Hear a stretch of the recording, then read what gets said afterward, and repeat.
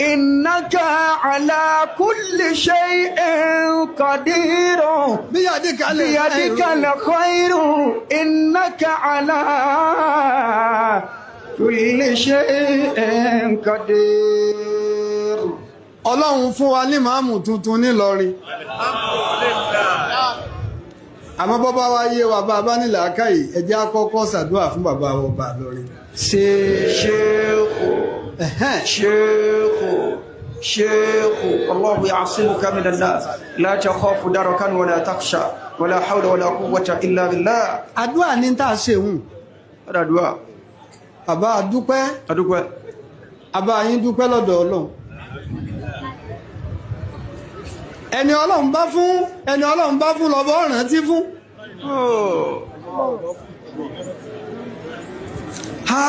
Lágbájá Ọlọ́run ni ọbọ̀ ọbẹ̀ ìtọ́lọ́run bá ṣe ni wọ́n ṣe ń bẹ̀. Allah.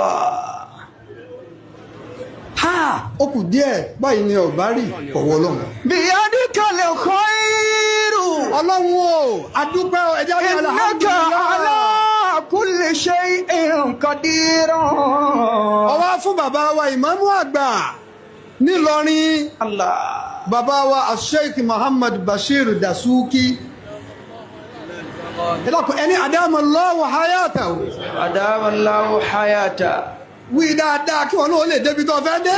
Adamallahu hayata. Ayé alùbáríkà láyé tá a wà yẹ jáwé lẹ́mẹ̀ta. Adamallahu hayata. Bàbá wa àfà wa Sheikh.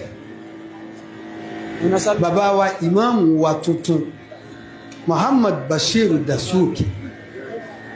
Bàbá ní adúpẹ́ o. Wọ́n wá ní àpapọ̀ níye wa yìí. Kọ́lọ̀ wọn jọ jàre kó dákun abẹ́ọ́ àfàánù rẹ̀ bíọ́. Gbogbo tẹ̀yàn máa ń lò lérí ipò náà. Tí ó fi dàgbà, tí ó di gbogbo, tí ó di jọ̀kújọ̀kú, Ọlọ́run bá yọ̀dẹ́ fún wọn. Amina. Eré ìtẹ́ baba ńlá wọn ni wọ́n dé òun. Bẹ́yàn bá sì ti débẹ̀ ní káànú Ọlọ́run máa sọ̀kalẹ̀ fún ló. Allahu akbar kabira. Káànú Ọlọ́run máa sọ̀kalẹ̀. Ọlọ́run abẹ́ọ́, àfàsájú ẹ̀dá bẹ́ọ́.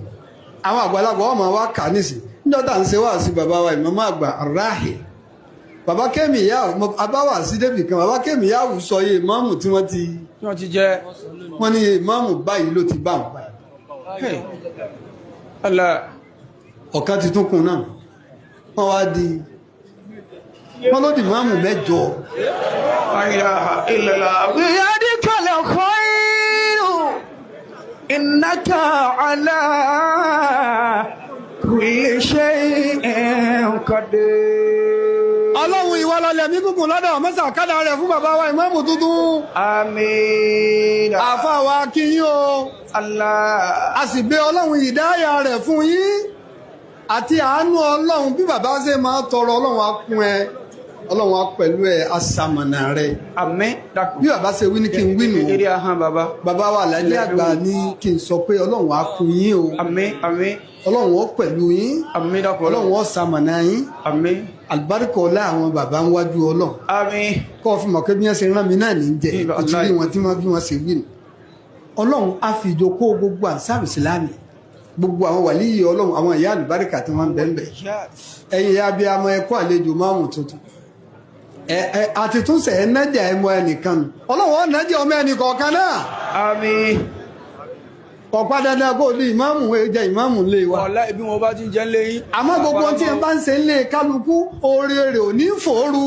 Àmín. Bí wọ́n bá ti bẹ̀rẹ̀ nǹkan kan bí Ọlọ́run ó jẹ́ wọn náà bẹ̀rẹ̀ ayọ̀. Biyadika al-khairu innaka ala kulli shay'in qadir. Bẹ́ẹ̀ bá ti rí wàhálà tó dáa ọlẹ́ni ọgbẹ́. Bẹ́ẹ̀ bá ti rí odò tó dáa tí ń somi re ẹnìkan lọ́gbẹ́. Bẹ́ẹ̀ bá ti rí èso kan tó dùn tá ń ká jẹ bá ṣe fẹ́ máa ká jẹ lára bàbá ìmáàmù tòní ẹnìkan ló pín bàbá wa the first mọ́nlámi gbandoma. Adamallahu hayatahu. Ẹ wí jama. Adamallahu hayatahu. wa kò lè mọ̀ lò sáàmà ṣiṣẹ́ lọ. sayara Allahu amalakum wa rasuluhu. níjọ́ wọ́n dalẹ̀ kéwúlẹ̀ ní ẹsẹ̀ dalẹ̀ kéwúlẹ̀ tí wọ́n ń mú lára gbogbo ọmọ kéwú tí wọ́n mọ tí wọ́n jẹ́ lọ́la nígbà kan bí. bí ọyọ rísínì.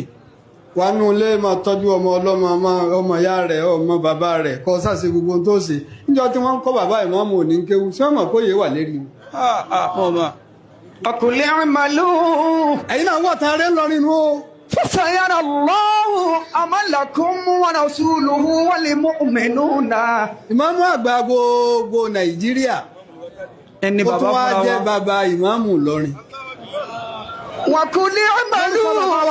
bàbá wa alájẹ́ àgbà ń kí yín. fasayara Allahu amalakum wa rasuluhu. ìsọ ọlọ́run àbò ọlọ́run jẹ́ ọmọ ọgbà mẹ́nà.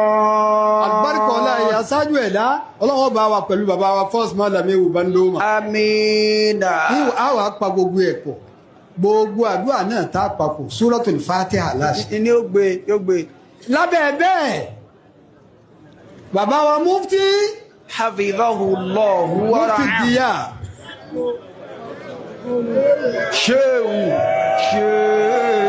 sheikhu níbo. akùnlé ọmọlú fasayara Allahu amalakum wa rasuluhu wal mu'minun. bàbá mufti. hafidhahullah. àlùbáríkà ọlá ẹ̀yà ṣáájú ẹ̀dá kúnkún ọlọ́run ò ní padà lẹ́yìn yìí. àmín dákun ọlọ́run. nígbà làbáàrí wọ́n wá pléènì tí wọ́n fi tètè pín ẹ́sẹ̀ ànọ́ǹsì lálẹ́ wọ́n sì fẹ́ kọ̀ wá sí pléènì wọ́n sì ń bọ̀ by road. ha lásìkò yìí. lórí ìrìn wọ́n wà ni wọ́n ti pè mí. ó sì ṣe déédéé pé àwọn òsí eré ìrìn ni àwa náà wà bàbá wa Alhaji àgbà rán wa lọ sí Ìré. Ọ̀ṣun state lọ́hùn sá. Ọ̀ṣun. ó sì ti wà ńlẹ̀ bàbá rán wa lọ sí Ìré lọ́ṣun state pẹ̀lú àwọn déédéé ìwòye àná àti ìwòye. aláì bó ṣe rí nu bàbá. ni wọ́n ń pè wọ́n pé tó bàbá rán wa ní iṣẹ́ ni o. ọlọ́run dákun àti gbogbo ó dùn mọ́ mi ọlọ́run ó ṣe tí ó dùn mọ́ wọn náà. fasatura dúró ilá alimil ghaibi wa shahadati. fayunabbi'ukum bima kuntum ta'malun. ọlọ́run bá kẹ́ bàbá wa tó lọ. àmín. bàbá wa ìmáàmù àgbà tán gbéṣẹ̀. Bashir lọ Bashir. ọdẹ ọlá. adúpẹ́ lọ́dọ̀ ọlọ́run. bisimilayi Suratul Fatiha. bisimilayi rahmanir rahim. alhamdulillahi rabbil alamin. arrahmanir rahim. maliki yawmiddin. iyyaka na'budu wa iyyaka nasta'in. ihdinas siratal mustaqim siratal ladhina an'amta alayhim. غير المغضوب عليهم ولا الضالين آمين. mo fẹ́ fi wàdúhà bàbá wa ọba lórí dé ládé ni. karamakumullah. ẹ wá jẹ́ àṣẹ Suratu Duha. Ad-Duha. bí bàbá ṣe wí fún mi ká ṣe é nù gbogbo tí máa jẹ́ gbogbo bí ṣe máa rí ọlọ́run fi lọ́rin láyà balẹ̀. àmín ya Allah. fi Nàìjíríà wa láyà balẹ̀. àmín. fọ̀dẹ̀dẹ̀ nìkọ̀ọ̀kan láyà balẹ̀. àmín. wad-duha. bismillahir rahmanir rahim wad-duha wal-layli.